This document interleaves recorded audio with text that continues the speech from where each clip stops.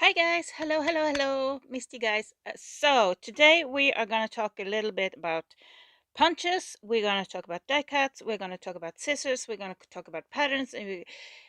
I don't know, honestly, but we're going to start to talk about punches and birch bark, and also how you can use birch bark in your crafting.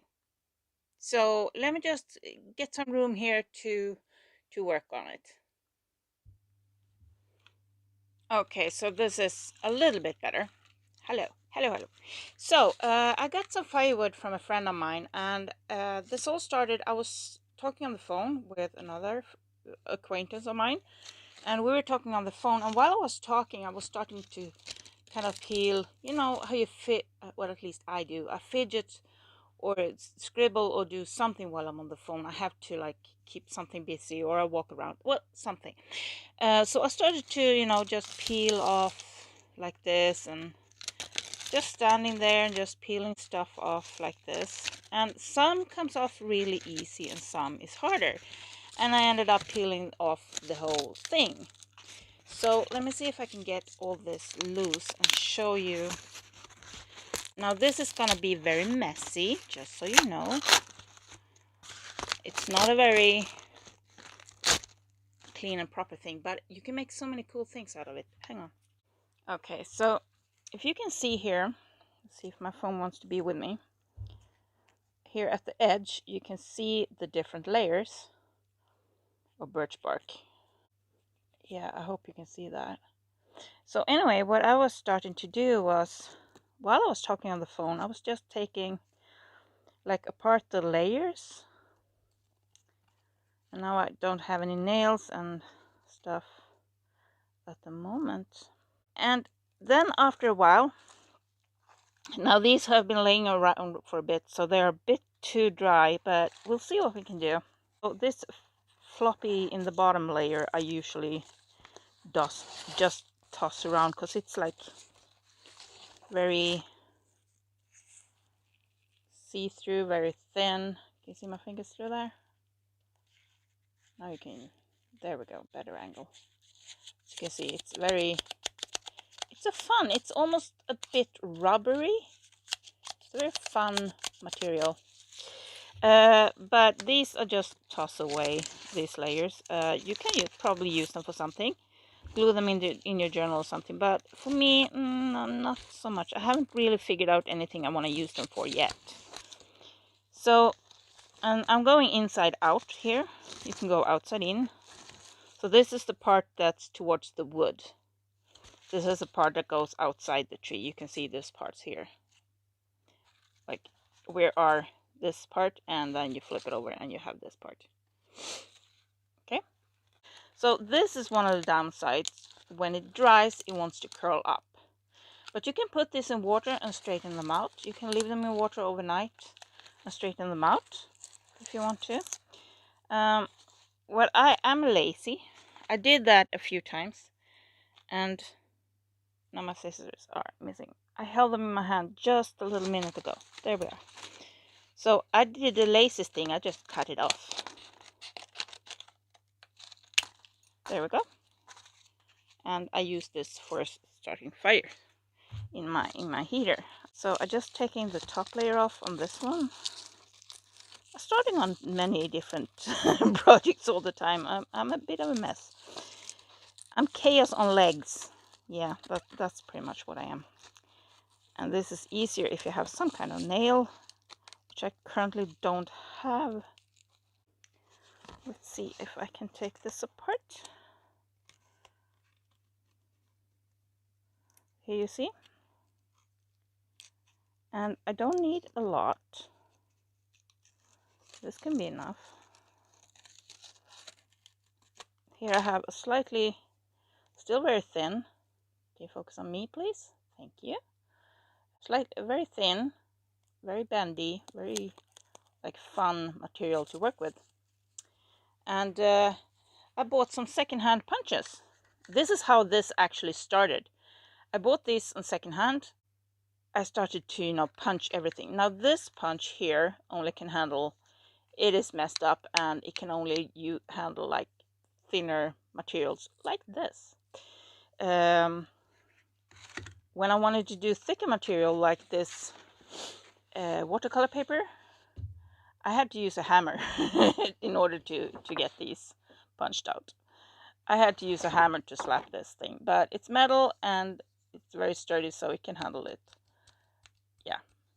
Anyway, so with using punches, you can actually do really nice borders, like I have on this paper. So this paper I can either now fold up like this and use in a journal, or I can just cut it down or do whatever, and I can use that for. So I was like walking around, what can I punch, what can I use to make fun things? So I've been punching leftover scrap paper like this.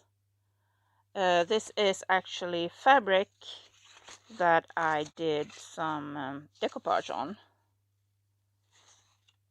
and then I tried postcards, and I got some really nice butterflies from it, because the butterfly one is better. So I did this, and I left it like this because now I can use it for inking and like a template.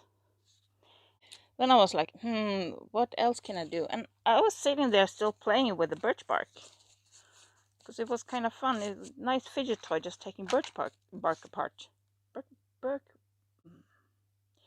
Birch bark apart. Yay! I can speak. And I was starting to look at it, and I thought, what if? And I made sure, because you have the arrows at the side that shows where it is, and you have the arrows at the front, so I kind of punch. Oh, I missed. Of course I miss when I want to show you, but anyway. So I just started to punch birch bark. And I punched, and I punched, and I punched. You see that? And it punched beautifully. And I get some really, really cute butterflies from it. So, yeah, I did a lot. Now, with these birch bark thingies, I could do a lot of fun stuff. And I also did some in the die cut machine, but it didn't quite want to go through with the final details like this. It left but you still got a good imprint. Now I broke this one, I messed this one up, because the birch bark is very tearable one direction, but you can't really tear it the other direction. But this direction it tears very easily. So I messed this one up, and I did the same with like the little down thing here on this one. But you can use your die cut machine on it too, if you want to. But it needs sharp dies. So anyway, so I've been doing a lot of these bookmarks with pressed flowers and coffee dyed paper, and then laminating them, and yeah, I liked that idea. And then I was like, yeah, I punched all these butterflies. I figured I can use these guys too later on, but so far I haven't. So I was thinking, hang on a second, lamination, dried flowers, bookmarks. So I did these bookmarks with laminated flowers and the little butterflies. Now, note to self, I'm gonna put them closer together and not so spread out. So this is, and then on top of that, you want some kind of dangle up here. So I did this. How cute is this? You just take one butterfly and glue the other one on top, and you have some really cute little dangly things that you can put on your journal. You can put it on bookmarks, you can put it on anything, or you can put them on, let's say you have a belly band on your journal, in your journal on a page. Let's just pick something here. Here's a page in your journal, and you have a belly band on there to put stuff in, and you can just make this little ribbon thing on top. It's really cute. It's really cute. And they're also really cute to just glue on a page or something. And the different layers have a bit of a different tone and different feel to them. So what I did, when I was taking them apart, I actually just spray them with water, let the water sink in, just a regular spray bottle with water, just watered it, let it sit for a bit to get it a bit damp, because I found that was a way easier way to get the layers apart. Now you can take them apart a few layers at a time if you want thicker, or you can make it like more layers, but it's kind of hard to get big sheets like I do now, of course, because I said it's hard. But this is multiple layers in these sheets. I don't know if you can tell. There we go. Let's try and keep it at the same layer. I'm just gently pulling it apart. And it gets stuck with where it's like little, where the branches has been and stuff. Wants to get stuck there. So now I'm going from the other side. I notice a big difference if the trunk of the birch has been big or small when I use the bark. The bark is very different. You still have the layers, but they're different thicknesses and different colors, and well, I shouldn't say colors, different tones. So here you can see you have more layers, and this one that I pulled off also have multiple layers. I think I had one of the layers come loose here. Yeah, here. You see there. So there's many layers, and you can get them as thin as you want or use them as thick. So here I'm taking this apart. So here I have 2 layers here from this layer, or you can use this complete thing and so on. But I prefer to take them apart and rather glue. In my case, I'm using mostly the butterflies, so in my case I rather glue 2 butterflies together. But you can cut patterns out of it. You can use them as is. You can put one of these at the, oh, I'm losing here, at the edge of the paper, like decorating the edge of the paper like that, and just glue it at the side instead of lace. So yeah, it's really fun material that I never really thought about using for this before. I mean, I've seen the woven baskets and stuff that you do from birch bark, and the different, you know, like sugar holders and stuff like that. But it's really fun material, and I just haven't thought about using it for this type of crafting before. And I love the colors. Again, I don't know what colors my video is going to show up because the phone is just picking random colors, it seems. Hopefully it will be pretty close to the real thing. So anyway, so all I did was just punch, punch, punch, punch, punch, punch, and I get a lot of butterflies. A lot of butterflies, and they're so cute. They, oops, didn't mean to hit you. Do apologize. There's always like a few that breaks, like this one, but you can use that to put on the edge or just put in the fire. Put it in the trash, because these are, or in the compost, because these are biodegradable, so very environmentally friendly.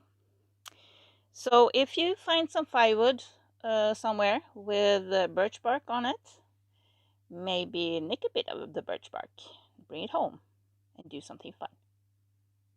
Like these. How cute are these? And they're all very different. Some of them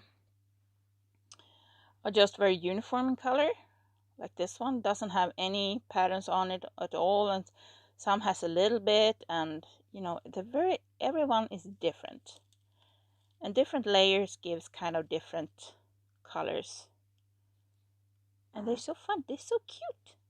They're so cute. So guys, don't forget the birch bark. You can use it for a lot of things. You can use them with your bigger things too, but it's harder. So I would suggest using it for like smaller projects or smaller cuts like this, or using scissors, cutting out patterns, like maybe cut out a little birch heart. Now I'm freestyling this one. You can use a template if you want to. And whoops, here we have a little wonky heart. It's cute. You can put it in your journal. So yeah, you can do a lot of fun things with birch bark. So don't forget about nature. You can find a lot of good crafting material out in nature. Or I don't know what your shops looks like, but around here, around spring, they start to have this kind of bags with firewood, and there's mostly birch in there. So you can get quite a lot of these from that. So I made a lot of these little bookmark thingies with the little butterflies and the dried flowers, and then the dangles. So I did like a double dangle with each. So one of them only had the butterflies and the other one only has the beads at the end there. And different color beads for each one. And also some handmade beads. Oh, maybe I can do this type of handmade beads with the birch bark. I need to try that. Yay! How cute are these? Birch bark. Go find it. Don't take it off fresh living trees. Don't. That will most likely kill the tree. If you go too deep, it will kill the tree. And we don't want that. Unless it's your own tree on your own land and you're going to cut it down anyway. Then, yeah, sure, why not? It's your tree. But don't go do it on other people's tree or public trees. That is not okay. And be gentle with the trees, guys. They can give us so much. They can give us heat, and they can give us... Ooh, I like this heart. That's a cute little heart. Or I think you can actually find it in craft stores and so on. However, think about customs. They're kind of picky when it comes to nature material. So I won't be selling my bookmarks with dried flowers or journals with dried flowers in outside Sweden, because there are a lot of different... You can get through customs. It depends on whether or not they check your package. But you risk getting them caught in customs. Because you don't want seeds or anything like that to risk coming over the borders. I think that was it for today, and I'll see you soon. Love you guys, and happy crafting. Bye!